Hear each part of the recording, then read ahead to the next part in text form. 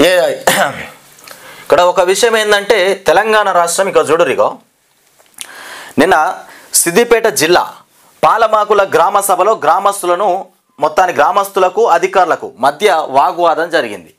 ఎందుకంటే ఇప్పుడు నేను అర్హుడిని, నా పేరు రేషన్ కార్డు లిస్టులో రావాలి, కానీ నా పేరు రాలే. అర్హుడు ఎవరైతే అర్హుడు కాడో తన పేరు లిస్టులో వచ్చింది. మరి ఎందుకు ఈ సమస్య ఏర్పడింది? మరి కావాలనే చేస్తున్నారు వీళ్ళంతా. మరి కట్టగట్టుకొని కాంగ్రెస్ ప్రభుత్వం మొత్తానికి ప్రజల్ని ఆగం చేయాలి, గందరగోళంలో ఇరికించాలి, కొన్ని రోజులు ఇంకో సంవత్సరం ఇట్లనే కాలం గడపాలి అనేటువంటి ఆలోచన చేస్తూ ఉందా? మరి ఇన్ని రోజులు కేసీఆర్ అడ్డగోలుగా జనాలకు పైసలు పెట్టిండు, ఆ పైసలన్నీ ఒడిచిపోయేంత వరకు కూడా వీళ్ళని ఇట్లనే తిప్పలు పెడితే ఖర్చుల పాలైపోయి మొత్తం ఆగమాగమైపోతారు, జనాలు మొత్తం బిలబిలలాడాలనేటువంటి పరిస్థితి మీద రేవంత్ రెడ్డి ఇట్లా ఈ రకమైనటువంటి దారుణాలకు ఒడిగడుతుండా. ఇప్పటికే రాష్ట్రంలో రైతుల చేతిలో ప్రజల చేతుల్లో డబ్బులు లేకుండా అయిపోయినాయి మొత్తం కూడా ఎక్కడ కూడా. మరి ఇంకా దారుణమైన పరిస్థితికి తీసుకురావాలనేటువంటి ఆలోచన చేస్తూ ఉన్నాడా? ఇక ఇందిరమ్మ ఇళ్ళ గురించి కూడా గందరగోళం ఏర్పడేటువంటి పరిస్థితి నెలకొంటుంది. ఇక ముందు రేషన్ కార్డుల విషయంలోనే ఇంత ఆగమాగమైపోయింది వ్యవస్థ అంతా, ఇక ఇందిరమ్మ ఇళ్ళకు సంబంధించి ఇంకెంత ఆగమైపోతుందో ఇక మనం చూడాలి. ఇగో మరలబడ్డ తెలంగాణ ఎప్పుడు మరలబడ్డది? ఏకంగా అధికారుల మీదకి ప్రభుత్వం మీదకి తెలంగాణ మరలబడ్డది. కేసీఆర్ ప్రభుత్వము 10 సంవత్సరాల తర్వాత అక్కడక్కడ కొన్ని చోట్ల కేసీఆర్ పైన మరలబడితే కేసీఆర్ పైన కూడా మరలబడలేదు. స్థానికంగా ఉన్నటువంటి కొంతమంది ఎమ్మెల్యేల మీద మరలబడడం జరిగింది. అసలు కేసీఆర్ పోతాడని కూడా ఎవరు అనుకోలేదంట, కేసీఆర్ ఓడిపోతాడని ఎవరు కూడా కలలో ఊహించలేదంట. మా ఎమ్మెల్యేని ఓడగొట్టుకుంటాం, మా ఎమ్మెల్యేనే ఓడగొట్టేద్దామనేటువంటి ఆలోచన మీద ఓట్లు వేయలేదట. కానీ తర్వాత తెలిసింది, అయ్యో పాపం కేసీఆరే ఓడిపోయిందా అనేటువంటి ఆలోచన ప్రజల్లోకి రాగానే చాలా బాధపడ్డారు. ఇప్పుడు ఏం చేయలేని పరిస్థితి. ఇప్పుడు మళ్ళీ ఎన్నికలు ఇట్లా పెడితే కేసీఆరే ముందుంటాడు. ఇక రేషన్ కార్డులు ఇందిరమ్మ ఇండ్ల కోసం గ్రామ సభలో ఇక సర్కార్ పైన పెళ్ళు బిగినటువంటి ప్రజాగ్రాహం. ఇక గ్రామ సభల్లో నిలదీతలు, తిట్ల దండకాలు, లబ్ధిదారుల ఎంపిక పైన తీవ్ర వ్యతిరేకత, ధనవంతులకే ఇస్తున్నారని ఇక పేదల ఆవేదన, కాంగ్రెస్ కార్యకర్తలు చెప్పినోళ్ళకే పథకాలన్న ఆ పార్టీ ఎమ్మెల్యే నాయకులు, ఇక పోలీసుల పహారాలో గ్రామ సభలు, ప్రశ్నిస్తే లోపలేయండన్న ఇక చేవెళ్ళ ఎస్ఐ సంతోష్ రెడ్డి. ఎవరన్నా ప్రశ్నించిరనుకో గట్టిగా ఎవరన్నా మాట్లాడితే తీసుకుపోయి లోపల వారేది జైల్లో పడేయండి. ఇంకా ఆయనకి ఇల్లు లేదు, రేషన్ కార్డు లేదు అంటే ఈ రకంగా నిరంకుశ పాలన జరుగుతూ ఉంది. కక్షపూరితమైనటువంటి పాలన చేస్తూ ఉన్నాడు మన ముఖ్యమంత్రి రేవంత్ రెడ్డి. ఇంత దారుణమా? మరి నాకు రేషన్ కార్డు కావాలి, నాకు ఇందిరమ్మ ఇల్లు కావాలి అని అడగడమే పాపమా? ఇక ఇంకొక విషయం, వీళ్ళు ఇందిరమ్మ ఇల్లు కోసం చాలా విధాల ఆంక్షలు పెట్టిరు. ఎన్ని ఆంక్షలు పెట్టిరు అంటే, ఇందిరమ్మ ఇల్లు కావాలి అనుకుంటే ముఖ్యంగా సొంత జాగా ఉండాలి. ఏం జాగా ఉండాలి? సొంత జాగా ఉండాలి. ఈ సొంత జాగా ఉంటే మాత్రమే ఇందిరమ్మ ఇల్లుకు అర్హుడు. ఇది వచ్చేసి 400 స్క్వేర్ ఫీట్స్లో ఉండాలంట. 400 స్క్వేర్ ఫీట్స్లో ఉండాలి సొంత జాగా. 400 స్క్వేర్ ఫీట్ ఉన్న వాళ్ళకు మాత్రమే ఇందిరమ్మ ఇల్లు. సొంత జాగా ఉండాలి, 400 స్క్వేర్ ఫీట్ ఉండాలి.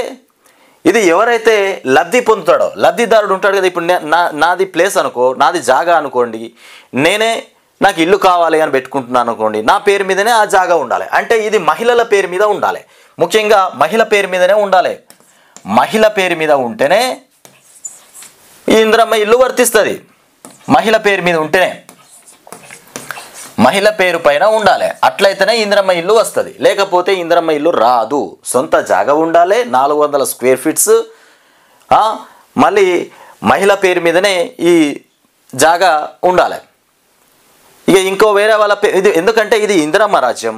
ఇందిరమ్మ రాజ్యం అంటే మహిళలకు మాత్రమే, ముఖ్యంగా వాళ్ళకు మాత్రమే కేటాయించినటువంటి రాజ్యం. ఎక్కడ పోయినా మహిళా రాజ్యమే నడుస్తుంది తెలంగాణ రాష్ట్రంలో. ఇక తెలంగాణ రాష్ట్రం అని కాదు, ఇక దేశంలో కాంగ్రెస్ పార్టీ ఎక్కడ అధికారంలోకి వచ్చినా ముఖ్యంగా నడిచేది అక్కడ మహిళా రాజ్యమే నడుస్తుంది తప్పకుండా. ఇక ఇంకొక విషయము, ఇందిరమ్మ ఇల్లుకు ఈ 3 ఆంక్షలు కాక ఇంకొకటి ఐటీ. ఎవరైతే బ్యాంకులో ఐటీ కడతారో ఐటీ కట్టే వాళ్ళకు కూడా ఇందిరమ్మ ఇల్లు వర్తించదు. ఇందిరమ్మ ఇల్లు ఐటీ కట్టినా కానీ వర్తించదు. ఐటీ కడుతురా మీరు? కట్టిరంటే మీకు రాదుగా. ఇందిరమ్మ ఇల్లు రాదని మీరు అనుకోవాలి ఇక ఐటీ కట్టేస్తే. ఇక రెండవ విషయం ఏంటంటే వీళ్ళకు కార్లు కూడా ఉండదు. వీళ్ళ పేర్ల మీద కార్లు కానీ ట్రాక్టర్లు కానీ హార్వెస్టర్ కానీ ఇట్లా వగేరా వగేరా. హార్వెస్టర్ ఉండొద్దు, ట్రాక్టర్ ఉండొద్దు, ఇంకా పోతే కార్లు కానీ ఇట్లాంటివి ఏవి కూడా ఉండకూడదు. ఏం లేకుండా ఉంటేనే వాళ్ళు అర్హులు.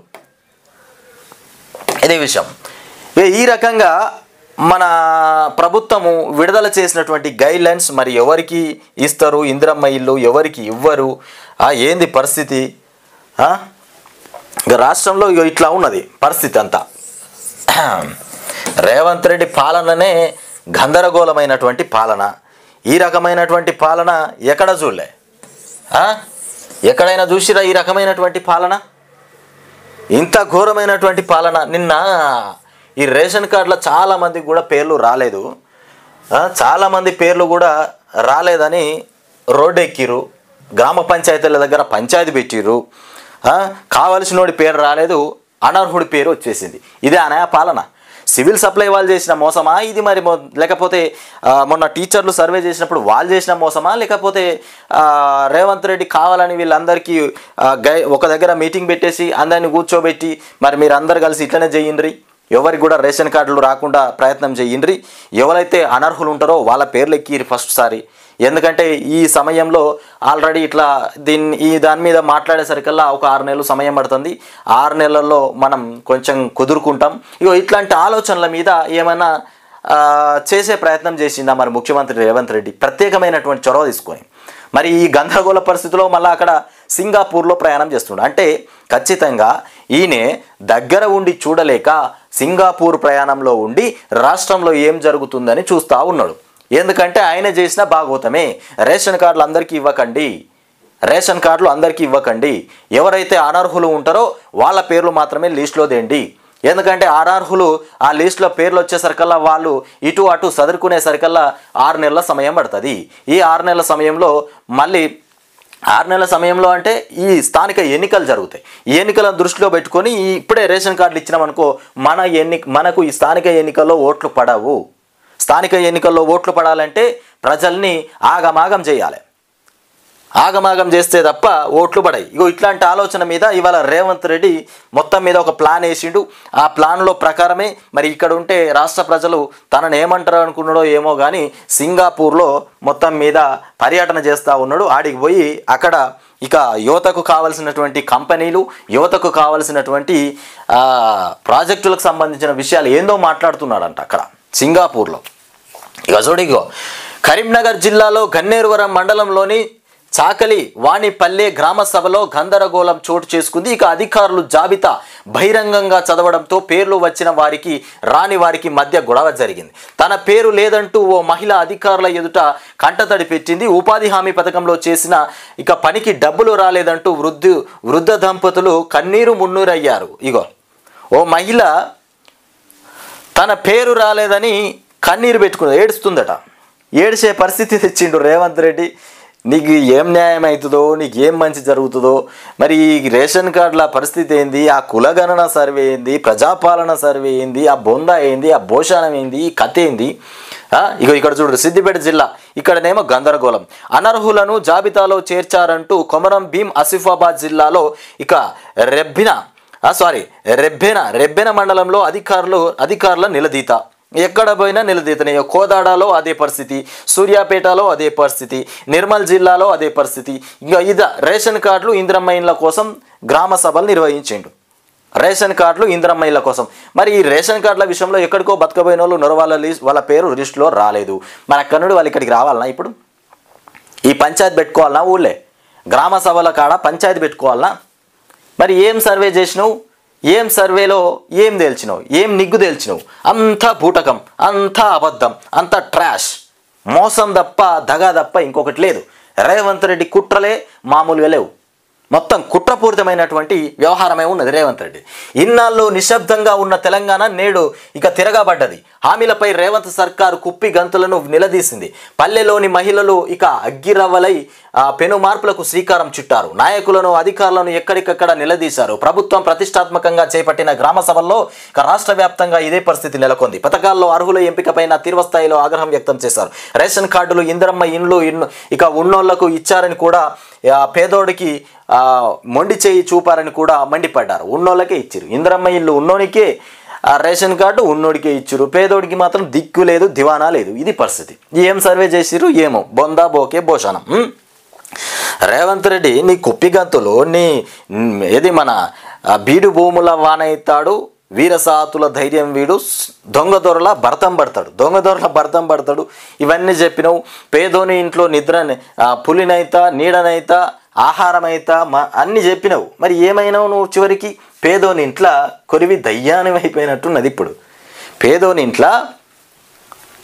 పేదోడింట్లో రేవంత్ రెడ్డి ఫోటో పెట్టుకుంటేనే దరిద్రం వచ్చే పరిస్థితి ఏర్పడ్డది. ఇప్పుడు ఇక్కడ చూడరిగో, మొత్తానికి పోలీస్ పహారాలో గ్రామ సభలు నిర్వహిస్తారా ఎవరైనా? పోలీస్ పహారాలో గ్రామ సభలు నిర్వహించడానికి పరిస్థితి ఏంది అంటే, అక్కడ ఏమైనా వాగ్వాదాలు, అక్కడ ఏమైనా పంచాయతీలు జరుగుతూనే పోలీసు ఆ పహారీ పెట్టుకొని గ్రామ సభలు నిర్వహించాలి. అంటే వీళ్ళ పాలన కొట్టుకునే రకంగా ఉన్నది అన్నట్టు. వీళ్ళ పాలన యుద్ధం చేసే రకంగా ఉన్నది. సస్యశ్యామలంగా పాలన లేదు, అంతా యుద్ధం చేసే రీతిలోనే ఉన్నది. కాబట్టి ఇక్కడ పరిస్థితి ఇట్లా ఉన్నది. ఇది ప్రజాపాలన కాదు, ప్రజా వ్యతిరేక పాలన. గ్రామ సభలే దీనికి నిదర్శనం. ఉద్యమించక ముందే ఇక కళ్ళు తెరవండి. కాంగ్రెస్ కార్యకర్తలకే పథకాలని అధికార పార్టీ ఎమ్మెల్యేలు చెప్పడం సిగ్గుచేటు. ఎక్స్ వేదికగా హరీష్ రావు మొత్తానికి మండిపాటు పడుతున్నటువంటి అంశాలు. ఇక కాంగ్రెస్కు పాలన చేత కావడం లేదు.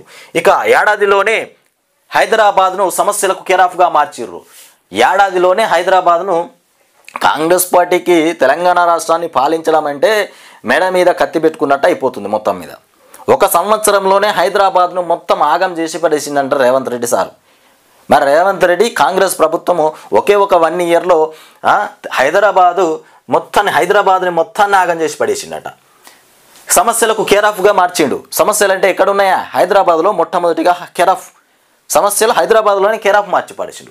ఇక నీటిలో సమస్యలు పెరిగిపోతున్నాయి, సిటీలో సమస్యలు పెరిగిపోతున్నాయి. తెలంగాణ గ్రోత్ను కాపాడాల్సిన బాధ్యత మనదే. ఇక జనం కష్టాలు తీరే వరకు సర్కారును వదిలిపెట్టొద్దు. హైదరాబాద్ బీఆర్ఎస్ ఎమ్మెల్యేలు, ఎమ్మెల్సీలతో మొత్తానికి కేటీఆర్. అయితే హైదరాబాద్ను ఒక డెవలప్గా మంచిగా తీర్చిదిద్దింది ఐటీ శాఖ మంత్రిగా ఉన్నటువంటి కేటీఆర్. హైదరాబాద్ అంతా కేటీఆర్ చేతుల్లోనే ఉండే హైదరాబాద్ అద్భుతంగా తీర్చిదిద్దిండు. కేటీఆర్కు మంచిగా ఇంగ్లీష్ వస్తుంది, హిందీ వస్తుంది, ఇతరత్ర భాషలు వస్తాయి. ఇవాళ కాంగ్రెస్లో ఉన్నటువంటి మంత్రులకు ఒక్క ఇంగ్లీష్ ముక్క రాదు. మరి వీళ్ళు మంత్రులు అయిపోయారు, రాష్ట్రాన్ని ఉద్ధరిస్తారంట. ఇంగ్లీష్ రాని వాళ్ళు మంత్రులు ఎట్లా అవుతారు? మరి వీళ్లకు పక్క దేశాలతో సంబంధాలు పెట్టుకున్నామన్నా ఇంకో ట్రాన్స్లేటర్ కావాలి. తెలుగులో మాట్లాడితే ఇంగ్లీష్ మాట్లాడే ట్రాన్స్లేటర్ ఒకరు ఉంటేనే వీళ్ళు ఏమైనా పని చేయగలుగుతారు. లేదంటే చాలా కష్టమే, వీళ్ళతో ఏది కాదు. ఇక ఆ రకంగా ఇంగ్లీష్ అనేది వీళ్ళకి లేనే లేదు. ఇంగ్లీష్ రానటువంటి చవట దద్దమ్మలంటే ఇక వీళ్ళే అనుకోవచ్చు. కంచర్ల భూపాల్ రెడ్డి పైన కాంగ్రెస్ దాడి. నల్గొండ మున్సిపల్ ఆఫీసులో ఘటన. పోలీసుల ముందే కుర్చీలు, రాళ్లు విసిరినటువంటి వైనం. కంచర్ల భూపాల్ రెడ్డిపై మొత్తానికి కాంగ్రెస్ వాళ్ళు దాడి చేసినారంట. ఇది పరిస్థితి. ఇకపోతే ధరణికి మసిపూసి సర్కారు పెద్దల భూదంద. ధరణిని మొత్తం మీద ఇరకాటంలో ఇరికించి పెట్టేసిరు. ఇలా కాంగ్రెస్ వాళ్ళు ఏం చేసిరు? కాంగ్రెస్ వాళ్ళు మొత్తానికి ధరణిని ఆగం చేసి పడేసిరు, మసిపూసిరు దానికి. ఎందుకయ్యా అంటే ఇప్పుడు మొత్తానికి ధరణి ఎవరి దగ్గర ఉండే టెరాసిస్ అనేటువంటి కంపెనీ నుండి ఐఎన్సి వాళ్లకు ట్రాన్స్ఫర్ చేసినటువంటి ధరణి. ఈ మధ్య అంటే ఇక్కడ నుండి ఇక్కడికి ట్రాన్స్ఫర్ చేసేటువంటి మధ్యకాలంలో భూములు ఏమన్నా ఎగరగొట్టే ప్రయత్నం చేస్తున్నారా, లేదంటే వీళ్ళే ఎవరి పేరిటైనా మార్చుకునేటువంటి ప్రయత్నం చేస్తున్నారా? ఇట్లా గందరగోళమైనటువంటి వాతావరణం అయితే ఇవాళ తెలంగాణ రాష్ట్రంలో ఏర్పడేది కాంగ్రెస్ వల్ల. భూ బకాసూర్లు ఈ రకంగా నోరు తెరుచుకొని రెడీగా ఉన్నారు. ధరణిని మింగి పారదెంగుతారు. చూడు ఇక్కడ ధరణినే నింపి పారేస్తారు, మింగేస్తారు. ధరణినే ఏకంగా మింగి పారేస్తారు. సర్కారు పెద్దల భూదంద వెబ్సైట్ ఇక పేరు చెప్పి భూమాయ. ధరణి ఇప్పుడే ఎందుకు క్రాష్ అవుతోంది? ధరణి నుంచి భూమాతకు మారే గ్యాప్లో ఇంకేం చేద్దాం అనుకుంటారు? ఏం చేద్దాం అనుకుంటున్నారు? ఇక 100 కోట్ల విలువైన భూములకు సూటి పెట్టారా? మంత్రి పొంగిలేటి పైన 1200 కోట్ల భూస్కామ్ ఆరోపణలు. 12 ఇకపోతే 200 కోట్ల విలువైన భూమిలో ఇక బోర్డు పాతినటువంటి సీఎం భార్య. ఇకపోతే పిఏ నరసింహారెడ్డి. నియోజకవర్గాల్లోనూ కొందరు ఎమ్మెల్యేల పైన ఆరోపణలు వస్తూ ఉన్నాయంట. కొన్ని నియోజకవర్గాల్లో కొంతమంది ఎమ్మెల్యేల పైన అడ్డమైనటువంటి ఆరోపణలు చేస్తూ ఉన్నారు. ఏం ఆరోపణలు చేస్తున్నారంటే ఇగో ఇట్లా జరుగుతుంది కదా, ఇదే పరిస్థితి. ఇక ధరణి విషయంలో రేవంత్ సర్కార్ తీరు ఇక పలు సందేహాలకు తావిస్తోంది. ధరణిలో ఏది ముట్టుకున్నా అంతా క్రాష్ అని ల్యాండ్. ఇకపోతే ల్యాండ్ మైన్లా తయారైనటువంటి పోర్టల్ అంటూ ప్రచారం చేస్తున్నారు. ఇదే సమయంలోనే భారీ కబ్జాలు ఇక బయటపడుతున్నాయి. సర్కారు పెద్దలకు వాటితో సంబంధం ఉందన్న ఆరోపణలు కూడా సంచలనం రేపుతున్నాయి. సీఎం రేవంత్ రెడ్డి సతీమణి ఇక పిఏ నరసింహారెడ్డి, మంత్రి పొంగులేటి శ్రీనివాసరెడ్డి పైన భూ కబ్జా ఆరోపణలు రావడం చర్చాంశనీయంగా మారింది. ధరణి నుంచి భూమాతకు ఇక మార్చే క్రమంలో ఏం చేయబోతున్నారనేటువంటి అనుమానాలు కూడా రేకెత్తుతున్నాయి. మొత్తానికి సీఎం భార్య మీద కూడా అనుమానాలు వస్తూ ఉన్నాయట. ధరణిలో ఏకంగా ఆమె ఏదో 200 కోట్ల విలువైనటువంటి భూమిలో బోర్డు వాతిందట సీఎం భార్య. ఇది పరిస్థితి. అంటే రాష్ట్రం వాళ్ళ చేతిలో ఉంది, పవర్ వాళ్ళ చేతిలో ఉంది కాబట్టి ఇష్టం ఉన్న రీతిలో వాళ్ళు ప్రయాణం చేస్తూ ఉన్నారు. ఇకపోతే ఇండియన్స్కు ట్రంప్ షాక్ ఇచ్చిందట. అమెరికాలో పుట్టినంత మాత్రాన సిటిజన్ కాదు. అమెరికాలో ఇండియన్స్ పుడితే అమెరికా వాసులు కాదు. ట్రంప్ ఇండియన్స్కు పెద్ద షాక్ ఇచ్చేసాడు. ఎక్కడ పుట్టినా ఎప్పుడు పుట్టినా ఇక అమెరికాలో పుట్టినా వాళ్ళు ఇండియన్సే అంతే. ఇకపోతే 150 ఏళ్ల చట్టానికి ముగింపు. ఇక సలహాదారు పైన వలసదారుల పైన తీవ్ర ప్రభావం. WHO నుంచి వైదొలిగిన అమెరికా. ఇక పారిస్ ఒప్పందం నుంచి కూడా ఇక డొనాల్డ్ ట్రంప్ సంచలనమైనటువంటి నిర్ణయం తీసుకున్నాడట. మొత్తానికి WHO నుంచి వైదొలిగినట. ఇక make America great again America first నినాదాలతో మరోసారి. మొత్తానికి ఇక ఇది అమెరికా గురించి మాకు అవసరం లేదు ఇప్పుడు, ఎందుకంటే మాకు కావాల్సింది తెలంగాణ రాష్ట్రంలో రాజకీయం కావాలి. ఏం జరుగుతుంది? రేవంత్ రెడ్డి పాలన ఎట్లా ఉన్నది? మరి రేవంత్ రెడ్డి ఇందిరమ్మ ఇండ్లు ఎటు పోయినాయి? రేవంత్ రెడ్డి రేషన్ కార్డులు ఇక్కడ పోయినాయి. ఆయన పేరుకు తగ్గట్టే ఉన్నది రేవంత్ రెడ్డి రేషన్ కార్డు. ఇగో ఇది మా సమస్యలు, మాకున్న సమస్యలు మాకే ఉన్నాయి. రాష్ట్రంలో మరి రేవంత్ రెడ్డి అడ్డగోలు సమస్యలు తెచ్చిపెట్టాడు, ఒకటి కాదు.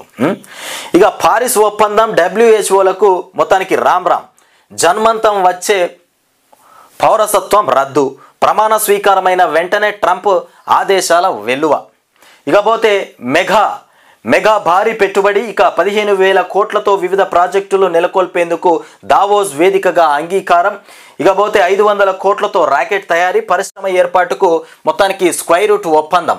ఇక palm oil factory, bottle cap unit ఏర్పాటుకు ముందుకొచ్చినటువంటి యూనిలివర్. ఇకపోతే దావోస్లో పలువురు పారిశ్రామికవేత్తలతో సీఎం రేవంత్ రెడ్డి బృందంలో భేటీ అంట. మొత్తానికి స్క్వైర్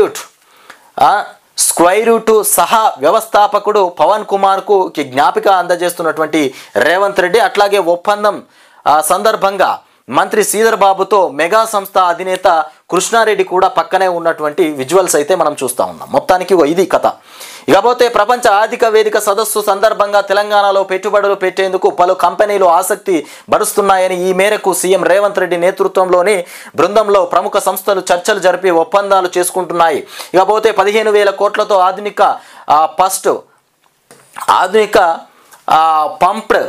పంప్డ్ స్టోరేజ్ విద్యుత్ ప్రాజెక్టు, బ్యాటరీ శక్తి నిల్వ వ్యవస్థ, అనంతగిరి కొండల్లో ప్రపంచ స్థాయి ఇక మొత్తానికి వెల్నెస్ రిసార్ట్ ఏర్పాటుకు తెలంగాణ ప్రభుత్వంతో మెగా ఇంజనీరింగ్ ఇక ప్లాక్ స్ట్రక్చర్స్ లిమిటెడ్ అవగాహన ఒప్పందం కుదుర్చుకుంది. మొత్తానికి 500 కోట్లతో రాష్ట్రంలో ప్రైవేట్ రాకెట్ తయారీ, ఇంటిగ్రేషన్ టెస్టింగ్ యూనిట్ ఏర్పాటుకు కూడా స్క్వైర్ రూట్ కంపెనీ ముందుకొచ్చిందట. మొత్తానికి ఇది కథ. మొత్తం మీద కంపెనీలు ముందుకు వస్తున్నాయని చెప్తుండ్రు రేవంత్ రెడ్డి. మరి కంపెనీలు మాకు ముఖ్యం కాదు. ఇప్పుడు తెలంగాణ రాష్ట్రంలో రేషన్ కార్డులు ఇయ్యి, అటు ఇందిరమ్మ ఇండ్లు ఇయ్యి, రైతు భరోసా ఇయ్యి, ఇవన్నీ పక్క పెట్టి గిదేందా నాకు అర్థం కాదు. ఈడ రాష్ట్రంలో ప్రజలంతా ఆగమైపోతూ ఉన్నారు. రేషన్ కార్డులు లేవని ఇందిరమ్మ ఇండ్ల కోసం ఫైట్ జరుగుతూ ఉంటే నువ్వేమో దావోస్ అంటూ, అమెరికా అంటూ, లండన్ అంటూ, స్విట్జర్లాండ్ అంటూ తిరుగుతూ ఉన్నావు. ఇది నీ తిరుగులాట.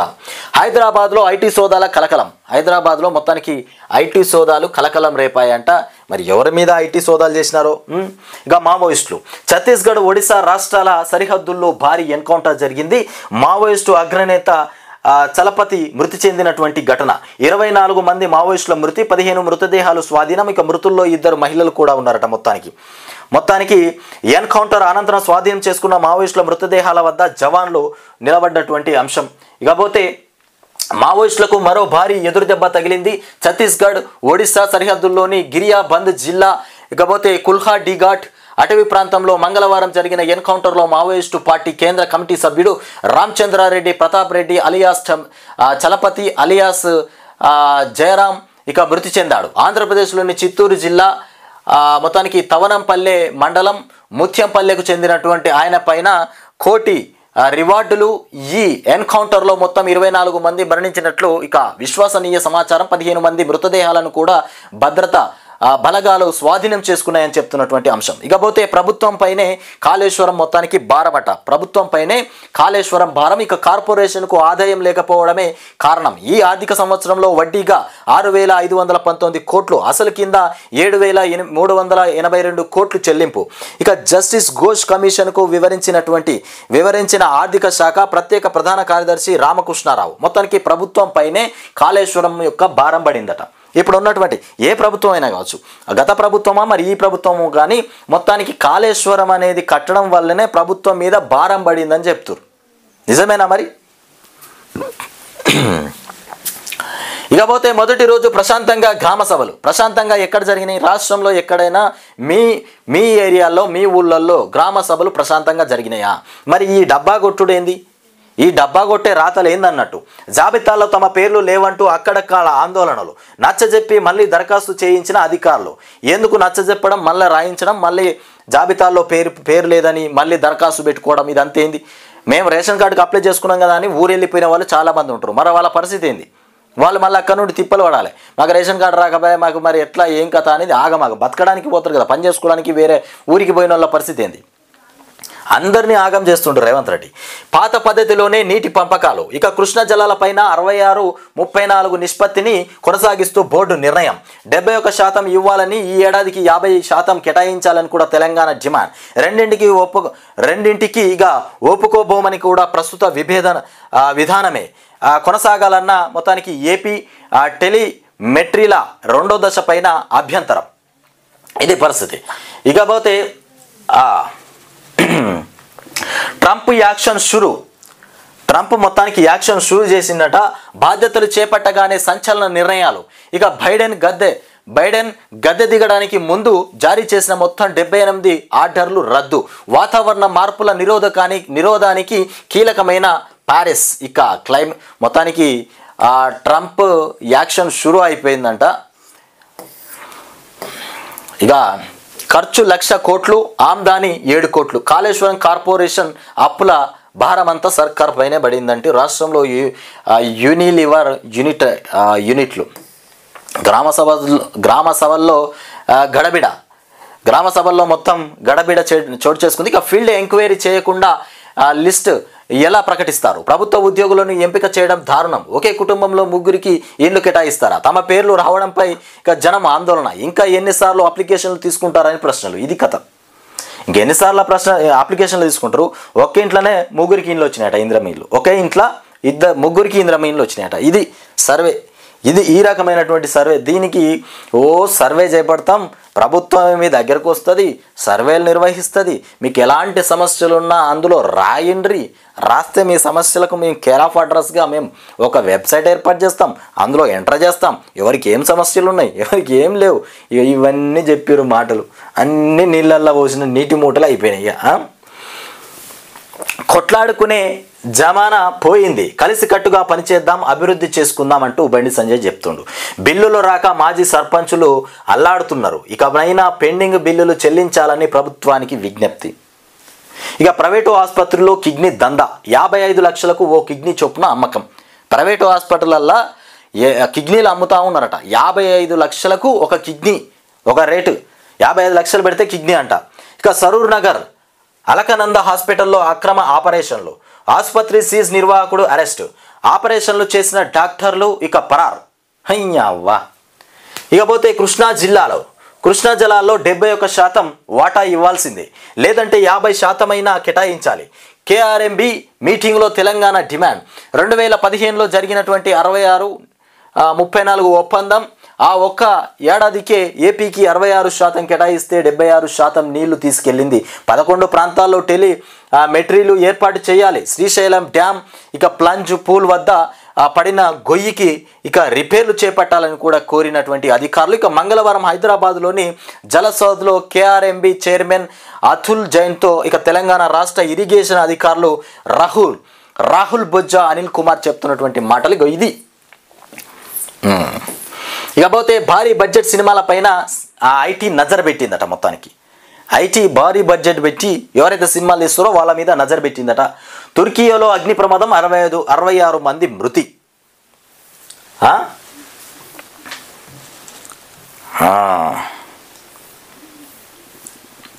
కేసీఆర్ ఉన్నప్పుడు బాగానే ఉన్నదంట. కేసీఆర్ ఉన్నప్పుడే బాగుండే, ఇప్పుడు మొత్తం వ్యవస్థ అంతా దెబ్బతిన్నది, చాలా గందరగోళం అయిపోయిందని చెప్తున్నారు రాష్ట్రంలో.